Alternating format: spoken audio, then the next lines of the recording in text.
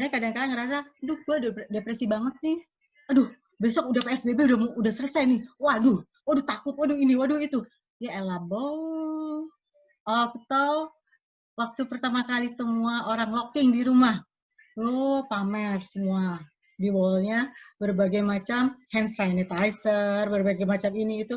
Nah itu tuh sebetulnya adalah sesuatu yang dipacu oleh serotonin. Serotonin dibuat oleh neurotransmitter. Neurotransmitter dibuat oleh gut kita. Nah, jadi ketemu ya hubungannya kenapa harus makan yang benar. Ya kan? Nah, kebayangkan kalau misalnya kita nggak peduli dengan makanan kita, apalagi nanti kita dengan anak kita. Yang penting dia diem aja deh. Kasih aja makanan yang enak-enak. Yang enak untuk anak ya. Yang enak untuk anak tuh banyak banget. Yang nggak enak tapi sehat itu juga banyak, tapi ya udah kita ambil jalan baiknya aja dah. Daripada dia nggak mau makan. Padahal kalau masih punya anak di bawah 10 tahun, tiru deh mungkin cara saya. Cara saya makannya super sehat. Anak-anak itu dulu asinnya bukan dari garam, tapi dapat dari butter, ya asinnya. Lalu anak-anak dari kecil itu makannya sudah makan probiotik, jadi dia udah makan yogurt bayi dari kecil. Kebayangkan lidahnya mereka tuh benar-benar jelek banget berarti. Sampai sekarang kalau ditanya ini makanannya apa, dia nggak tahu. Kenapa? Karena sangat tidak bervariasi makanannya, sangat tidak bervariasi. Terus, nah kadang-kadang saya kan kerja dulu ya. Apakah makanan ini dimakan oleh si anak? Ayo, sedangkan kita titipin sama suster kan? Bukan seudon. Long kita aja orang tuanya kadang-kala untuk memaksakan dia makan brokoli aja susah. Apalagi suster yang orang lain. Udah buang aja atau masuk ke mulutnya si suster. Bener nggak? Ya udah kita nggak seudon tapi bisa jadi begitu ya kan? Lalu gimana supaya ini anak punya kecukupan gizi? Kalau dulu saya sampai umur 10 tahun, nggak tahu Sirini tahu atau nggak, anak saya masih selalu saya kasih Pediasure. Jadi rahasianya Kevin Kelly, dia besar sampai umur 10 tahun adalah Pediasure. Sehari selalu minum Pediasure, bukan susu. Saya kasih Pediasure. Orang bilang, nggak boleh Pediasure tuh hanya yang punya perutnya bermasalah dan segala macam. Terus saya bilang, ya saya merasa bermasalah, saya nggak tahu dia makannya benar atau enggak, dia masih suster. Sedangkan yang saya siapkan di rumah, tuh makanan begituan. Kevin sampai dia punya jadwal kapan dia boleh makan mie goreng. Sampai sekarang mereka tidak makan ciki-cikian atau segala macam. Permen nggak suka. Karena saking nggak pernah ngerasain jadi nggak suka ya. Coklat nggak suka. Sekarang mulai suka. Ya kalau Kevin suka, kalau Charlie nggak suka Mas Yan. Jadi itu. Nah, kalau yang khawatir anaknya tidak makan, ya sudahlah. Jangan dengar tetangga kanan kiri depan belakang. Lihat itu Pediasure adalah paling mencukupi, beli aja itu, udah. Gampang kan? Tapi nyaman, anak kita makannya gizinya cukup. Jangan mentang-mentang takut anak kita kelaparan, terus kita kasih makanan nasi bertumpuk-tumpuk. Nggak ada gunanya. Ya, nah, jadi kebayang, supaya anak kita pintar, supaya anak kita tidak depresi, supaya anak kita tidak jerawatan, supaya anak kita tidak alergian, makanannya. Loh, kenapa sih? Sorry ya, saya buka panas banget. Gila, ini panas banget. Maaf ya, maaf. Soalnya saya kalau pakai baju tertutup alergi. Aduh, maaf. Nah, sekarang gini. Kenapa Pediasure mahal sekarang? Ya nanti saya cariin lah pengganti yang murah. Ada yang komplain Pediasure mahal. Tahu saya juga itu sih. Nah, udah gitu gini. Sekarang kan saya kerja, masa nggak boleh sih kerja pakai Pediasure? Kalau sekarang saya udah nggak kerja, saya juga nggak akan beli Pediasure. Tuh ada tuh Nutren Junior, nggak tahu ya, saya nggak tahu Nutren, belum pernah baca isinya. Zaman saya sih dulu masih Pediasure ya. Pokoknya karena takut, nih nanti kita bahas lah apa sih penggantinya. Ibu-ibu kalau kayak gini nyelak mulu deh. Nah, apalagi ada satu lagi nih yang selalu dilarang juga oleh Niken. Tapi biasanya larangan ini akan meluncur kalau minum gluta. Tapi sebenarnya ini kapanpun nggak boleh. Apa coba? Kopi. Loh, kenapa nih kopi? Nih ya, kita udah di good-nya nih bagus nih. Bagus. Neurotransmitternya hasilnya bagus. Terus neurotransmitter mau membuat serotonin, zat bahagia. Nah, ada yang membuat si neurotransmitter tidak menghasilkan saat bahagia dengan baik. Jadinya saat bahagia dikit gitu. Jadi misalnya bahagia kalau ngeliat orang jatuh, bahagia kalau ngeliat orang disakiti. Nah itu serotoninnya ada tapi melenceng. Apa? Kopi yang merusak, kafein. Kenapa? Gini, kafein itu kalau habis diminum hati kita bahagia, ya nggak? Mata kita jadi bisa kebuka, dunia indah dan segala macam. Ya, betul sekali. Di kafein, dia bisa memperbaiki situasi hati dengan cepat. Padahal harusnya serotonin lah yang menghasilkan itu. Ya nggak? Tapi ditutup oleh si kafein. Kafein aja menghasilkan. Akhirnya serotonin nggak bisa berproduksi dengan benar tuh. Nah, ya udah kalau gitu saya bahagia pakai kopi aja deh kan. Ya nggak apa-apa. Tapi ingat, dengan semakin cepatnya, ini kan level bahagia kita di sini nih. Harusnya pakai serotonin nih. Serotonin harusnya banjur selalu di sini. Tapi dia dibanjir oleh yang namanya kafein. Serotonin begitu mau diproduksi di sini ada neurotransmitter, dia mau produksi serotonin. Tapi dia lihat, masih bahagia nih orang. Jangan buat serotonin lagi. Nanti terlalu gila nih jadinya kayak sini kan. Terlalu bahagia jadi agak-agak gila gitu kan. Dan jangan deh. Jadi serotonin ini nggak dibuat lagi sama dia. Nah, lama-kelamaan dia tidak bisa memproduksi serotonin sesuai yang dibutuhkan oleh tubuh. Kenapa? Karena dibantu oleh kafein. Nah, jadi kenapa kalau saya larang kafein?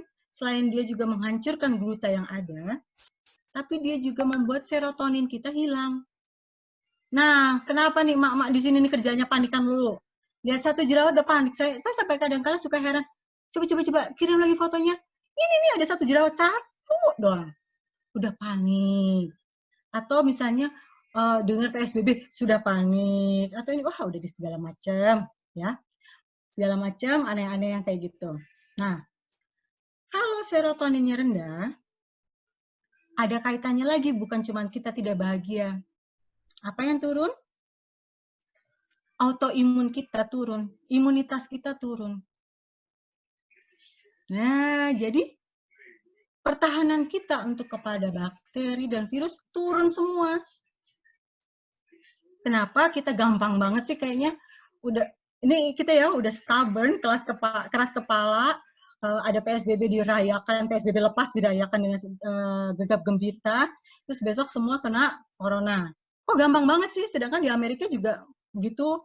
Nah itu gara-gara kita seneng banget ngopi di Starbucks. Kalau nggak ke Starbucks nggak keren, nongkrong, ya. Nah itu tuh sebenarnya kemarin yang ramai minuman apa tuh? Saya sampai diketawain sama si Sari. Alah paling balikan nggak ngerti nih minuman apa Sari? Oh dia lagi di mute. Kayaknya ada minuman yang katanya lagi happening sejak PSBB. Saya juga nggak tahu tuh apa tuh. Oh iya dalgona. Saya nggak tahu sih emang. Nah itu ya pasti udah kebayang deh kalau nggak manis ya kopi ya ini ya itu ya udah deh. Biarin aja yang penting muka saya tetap terawat ya. Gitu ya. Nah sekarang kita lihat nih. Udah jadi kalau good itu bisa merubah otak kita.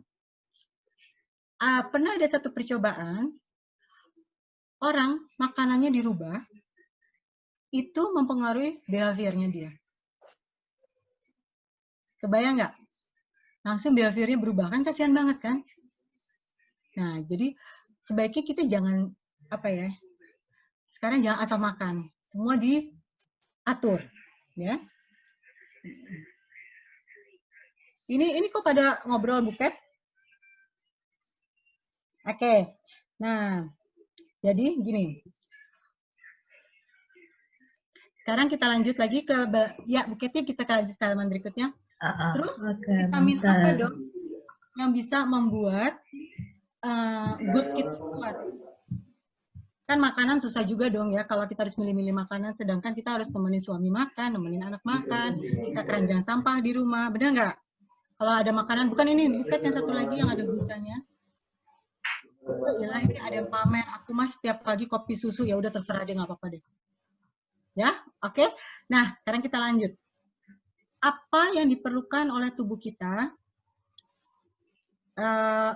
terutama good, untuk ingat ya, good itu second brain ya, tadi udah disebut ya, untuk supaya tetap sehat. Apa sih? Nah, 3 ini.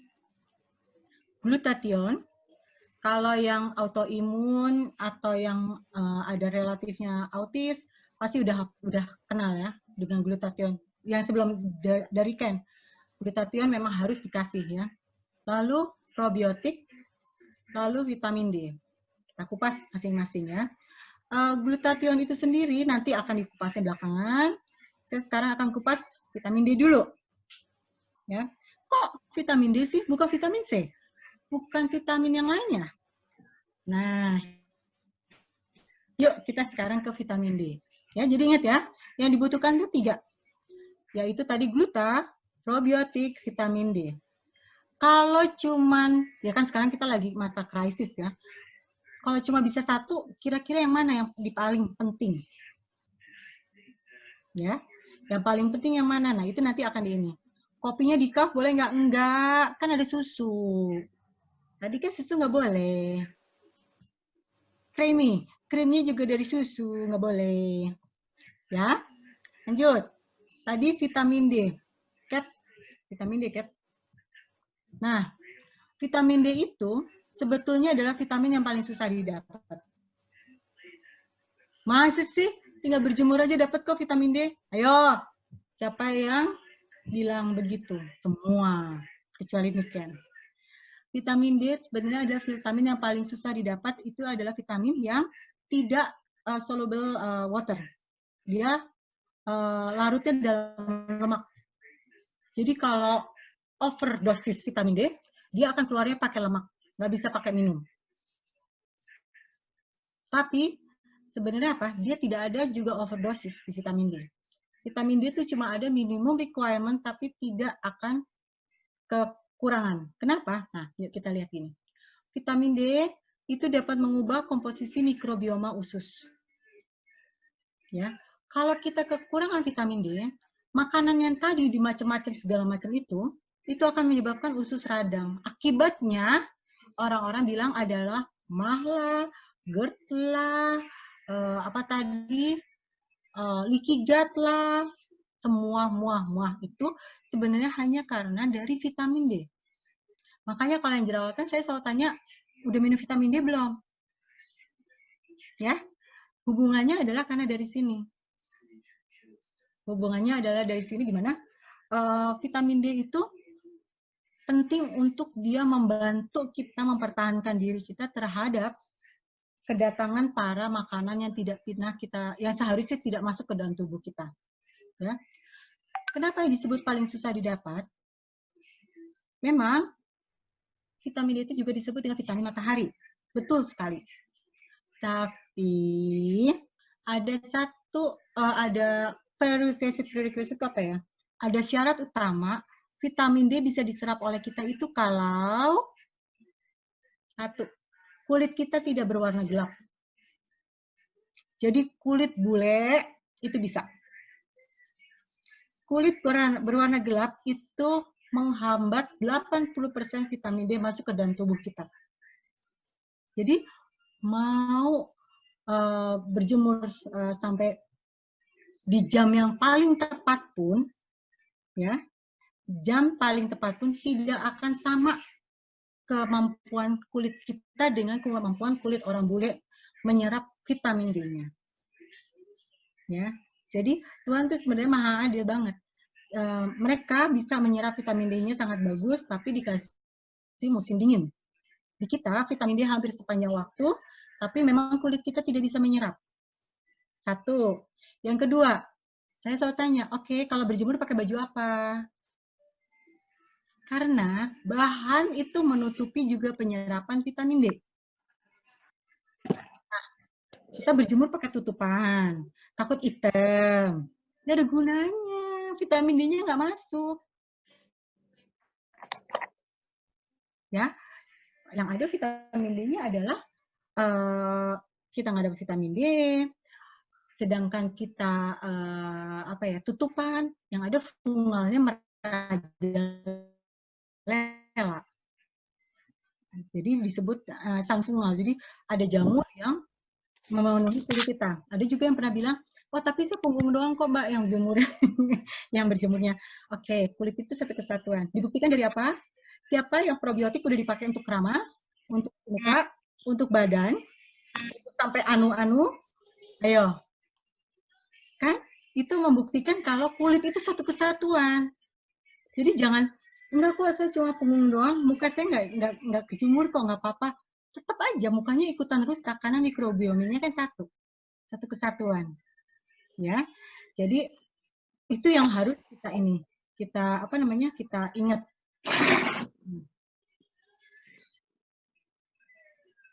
Jadi karena kita kulitnya gelap, jangan terus kita bilang nggak apa-apa kok saya berjemur, nggak bisa. Kulit kita gelap itu mengurangi bisa sampai 90% segala. Nah, usus kita itu tidak bisa menyerap vitamin sehat, itu gara-gara kekurangan vitamin D. Lalu orang suka tanya, nanti kalau saya minum vitamin D, saya sakit ginjal dong kebanyakan vitamin D. Atau sakit liver dong. Itu salah besar. Kenapa? Karena vitamin D dan liver dan ginjal, itu kalau kekurangan vitamin D, dia akan menjadi sakit. Akan meradang. Yang disebut dengan sirosis, atau disebut dengan hepatitis C. Kalau ginjal yang harus mau nggak mau selalu untuk dialisis. Itu peradangan.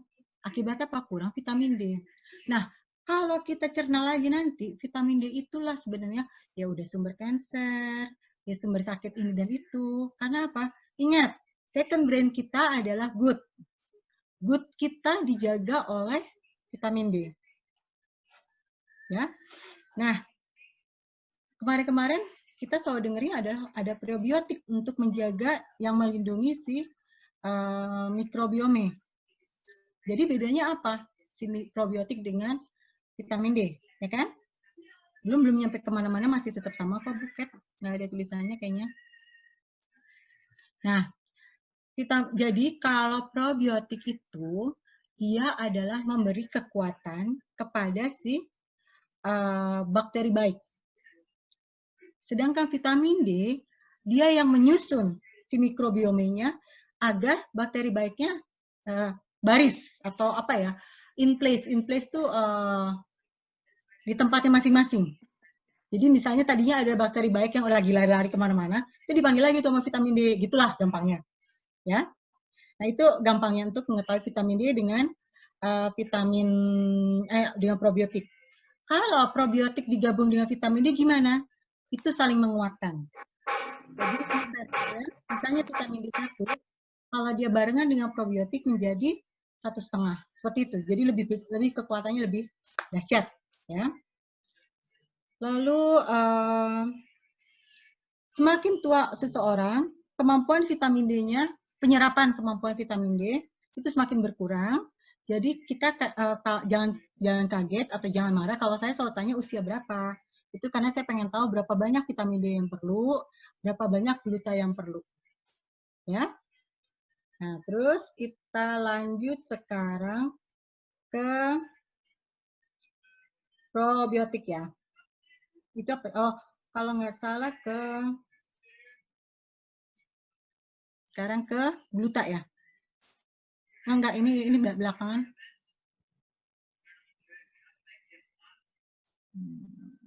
Oke, sekarang kita ke gluta, Bim. Jadi tadi vitamin D udah, probiotik kita sudah sama-sama tahu. Probiotik itu contohnya misalnya kayak yogurt, kefir. Hati-hati ya, jangan dikasih gula. Nah, banyak orang yang bilang, tapi saya sudah banyak loh makan yogurt, makan kefir, tapi kok muka saya masih jerawatan. Ya kan? Banyak banget kemarin itu selalu begitu. Nah, karena apa? Karena kefir adalah yang diminum ya untuk gut, untuk usus kita, bukan untuk kulit. Ya. Nah, sekarang sebelum masuk ke gluta, hubungan antara otak dengan skin gimana? Kan saya sering bilang misalnya your microbiome is you. Jadi mikrobiome itu bentuknya itu sebetulnya menunjukkan ciri khas kita sendiri. Jadi kalau yang julid mungkin mikrobiomenya lebih banyak warna merah atau warna oranye yang kayak gitu-gitu ya. Jadi setiap orang mikrobiomenya beda-beda, makanya kalau ada orang nanya, kalau saya pakai probiotik dampaknya apa? Saya pasti nggak bisa jawab. Saya bilang, karena tiap orang beda-beda dan saya nggak tahu bakterinya yang di tubuh tiap orang itu akan reaksinya seperti apa, ya. Nah, kenapa gut sama skin itu punya hubungan akrab? Karena sebetulnya dia sel pembentuk mereka berdua itu sama. Jadi mereka kayak anak kembar yang disebutnya. Jadi organ terbesar di tubuh kita adalah kulit. Nah, dia deket-deket hubungannya, relationship-nya dengan otak. Jadi apapun yang kita lakukan, kita pikirin, itu sebetulnya langsung tercerna di mikrobiomenya kulit. Jadi kayak misalnya yang tadi ya, beberapa kali saya kasih treatment jerawat ke beberapa orang user yang menurut saya ini ternyata, ini harusnya udah bisa bagus. Di orang lain ini udah langsung sembuh, tapi dia nggak sembuh-sembuh. Akhirnya suatu saat saya keceplosan, saya tanya, lagi minum obat penenang nggak? Iya. Nah, tadi yang saya bilang, gut ada hubungannya dengan depresi. Kan? Kalau di gutnya luka, dia akan jadi depresi, jadi melo, jadi galak, jadi segala macam, pokoknya jadi sakit jiwa. Nah, itu ada hubungannya nanti ke otak. Otak akan kasih tahu ke kulit, sehingga kulitnya pun jadi kacau balau. Jadi ada yang aging muda, belum sampai usia tua kok udah punya eye bag, udah punya smile line, udah punya macam-macam, ya. Dan itu semua sebetulnya dari otak. Jadi kalau gitu kita nggak usah dong rapiin pakai skincare macam-macam kasarnya. Yang penting otak kita dibagusin, yang penting gut kita dibagusin. Benar. Sebetulnya itulah konsepnya kenapa kita keluarin probiotik. Yang penting mikrobiomanya bagus. Jadi kita kerjanya di mikrobiomnya aja. Kalau mikrobiomanya bagus, kemana-mana dia akan bagus. Kemana-mana dia akan cantik. Ya, sampai rambut pun tidak akan rontok. Nggak ada uban, lihat nggak ada uban, nggak ada uban. Siapa yang udah ubanan? Oh, langsung ngaca semua ubanan. Nggak ada uban, ya. Padahal ngasal. Nah, itu juga karena apa? Ya karena cara berpikirnya dari gut kita, ya.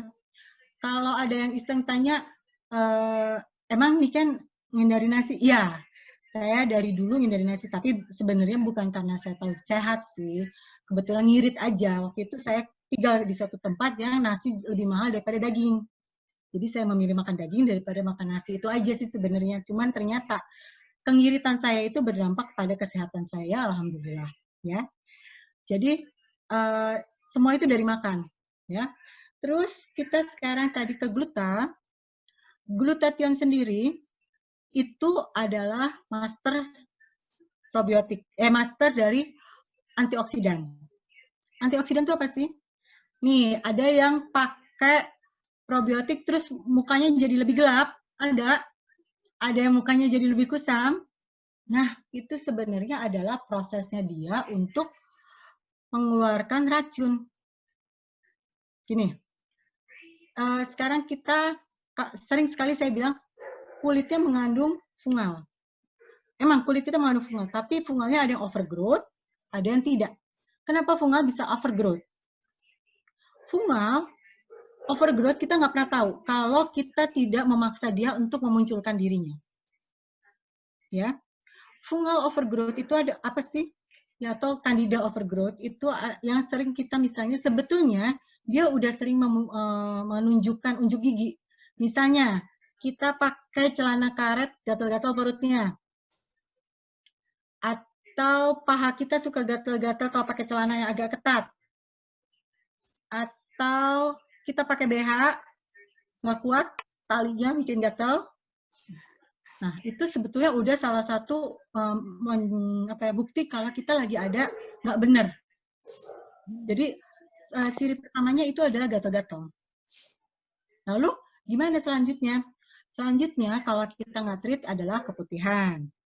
Nah, keputihan tuh hati-hati, ada yang muncul, ada yang nggak muncul.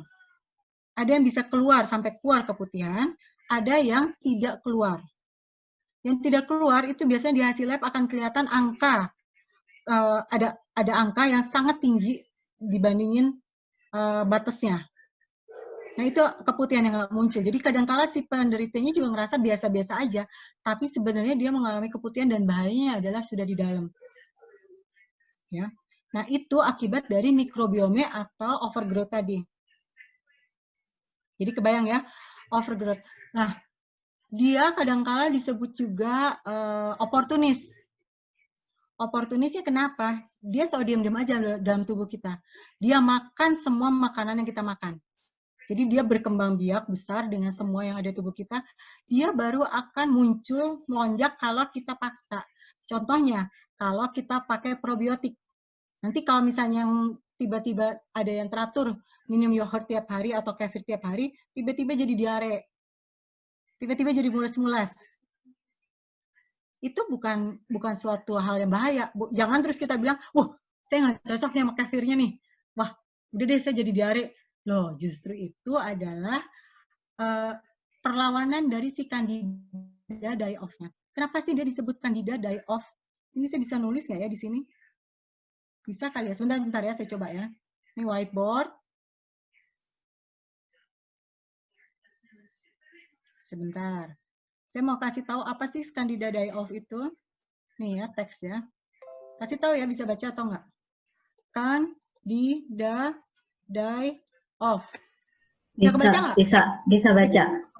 Candida die-off. Oke, udah. Ini sebenarnya adalah katanya dari sini. Candida die and release of toxin. Nah, Candida die-off itu sebetulnya adalah singkatan dari Candida die, ya, and off. Di sini. Nih. Jadi, off dan Candida die-off. Jadi, Candida die-off itu kata-katanya adalah dari Candida die and release of toxin. Makanya susah ya kalau diterjemahin bahasa Indonesianya. Nah, apa sih ceritanya? Jadi gini, Candida itu dia hidup di dalam tubuh kita, merusak tubuh kita secara perlahan-lahan, secara kita tidak tahu. Salah satu buktinya adalah kita makin tua, itu juga gara-gara Candida die-off-nya. Semakin cepat dia menua adalah semakin banyak Candida die-off di dalam tubuh kita. Semakin tidak banyak, Candida die-off, semakin banyak Candida. Nah, pada saat dia mau dilepasin, dia matinya tuh sambil membuang toksin, rilis toksin. Jadi dia buang toksin. Nah, kitalah yang keracunan.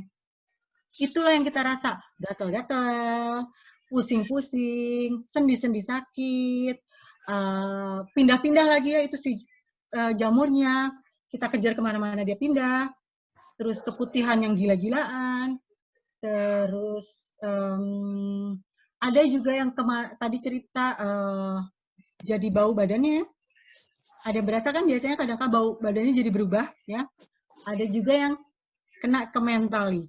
Jadi misalnya kayak anxiety attack, depresi mendadak, dikit-dikit pengen nangis, dikit-dikit pengen marah, itu yang disebut dengan Candida die-off.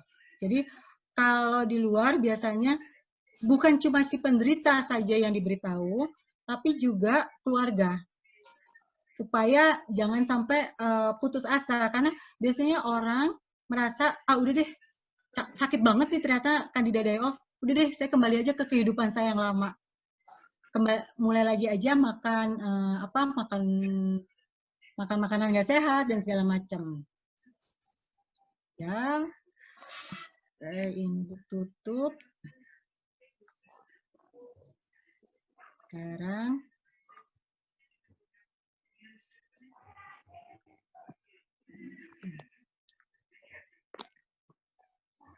sebentar ya. Nah.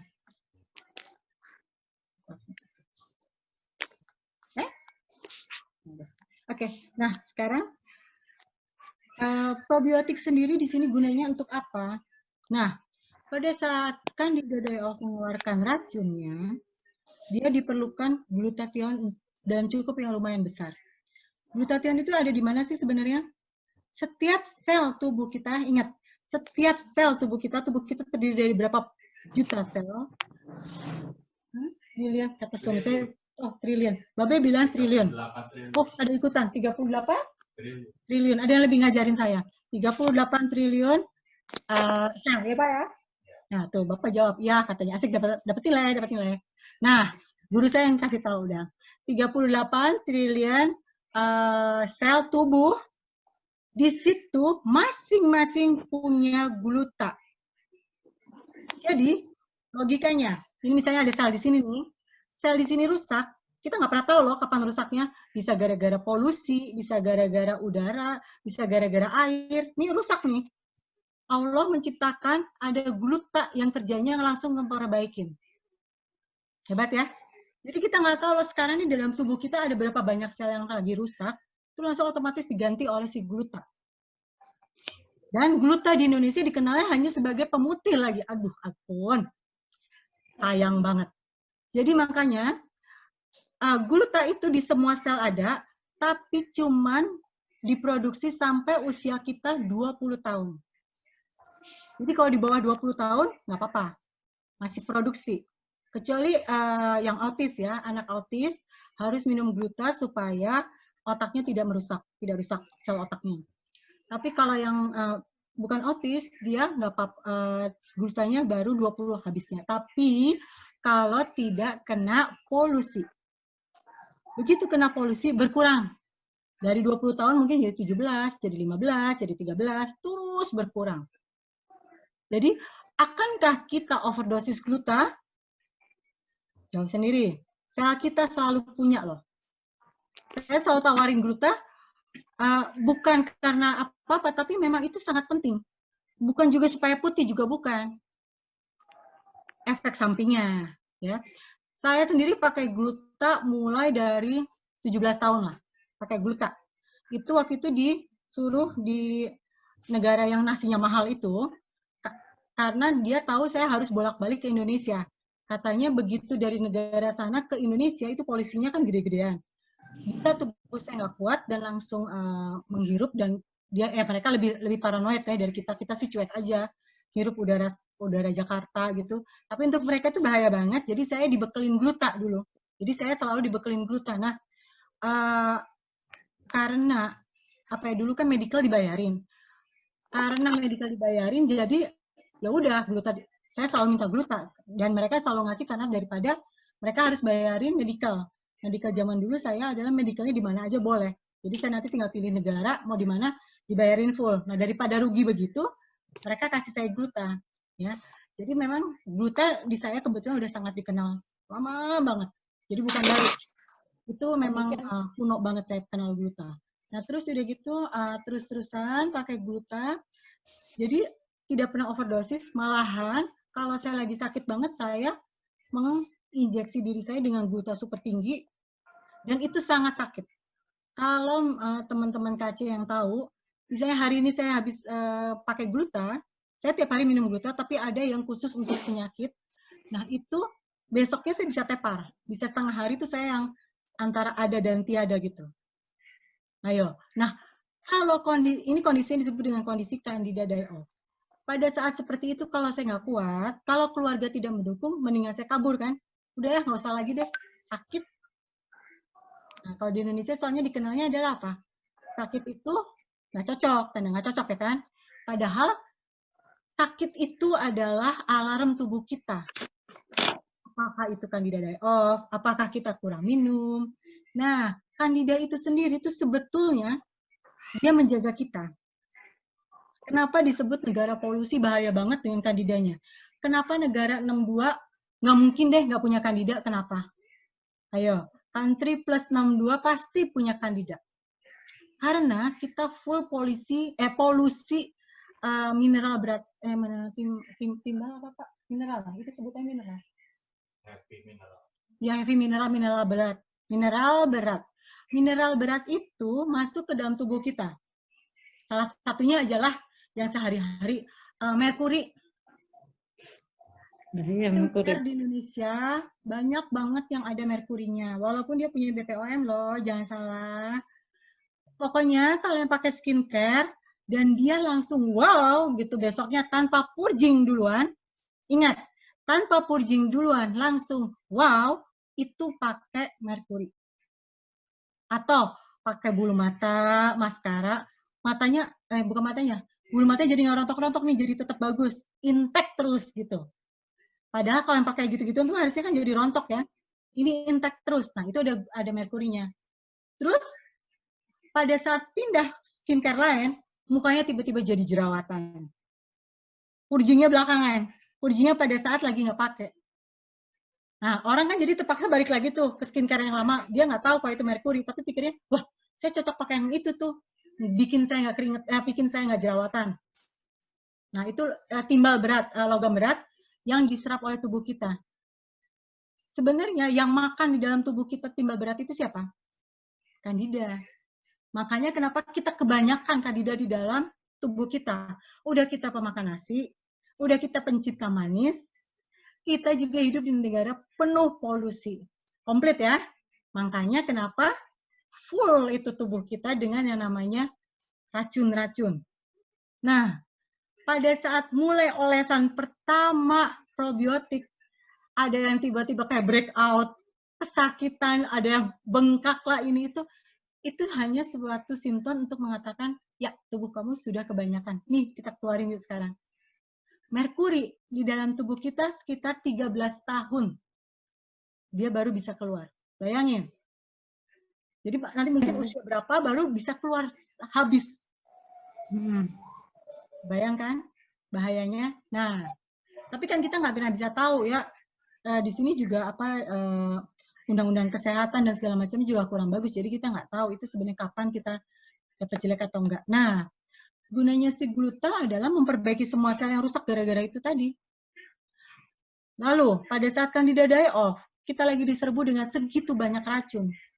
Siapa yang menjaga kita? Gluta juga. Nah, Rin, bisa tolong, Rin? Mbak Niken. Udah hampir selesai. Mbak Niken, ya?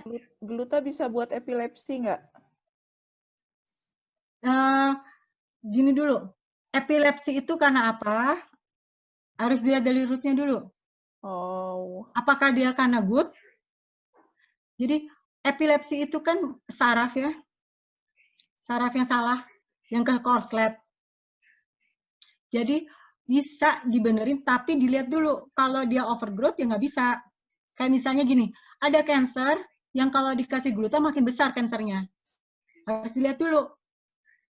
Nah, jangan sampai kita nggak bisa terima hal yang bagus itu, ya nggak?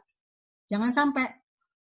Nah, ada penelitian paling baru yang membuat muka seling terus-terusan, ada di presentasi, Buket bisa tolong. Jadi, perpaduan antara glutathione, probiotik, dan vitamin D. Satu dulu, ke sana, ke kanan satu, Buket. Yang perpaduan tadi. Nah, ini.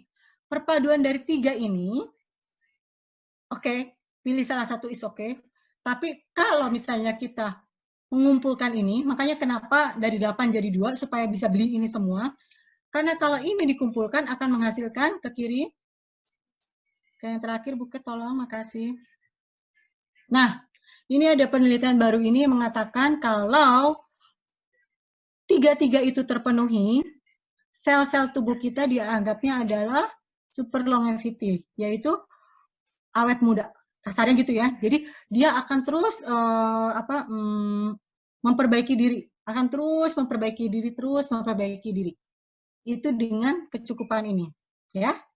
Nah, saya rasa udah cukup. Saya silakan kalau ada pertanyaan. Kayaknya udah 1,5 jam ya. Enggak deh, kurang dikit. Terima kasih atas waktunya. Assalamualaikum warahmatullahi wabarakatuh. Yuk, silakan yang ada pertanyaan saya baca ya. Sari, coba dibacain pertanyaan.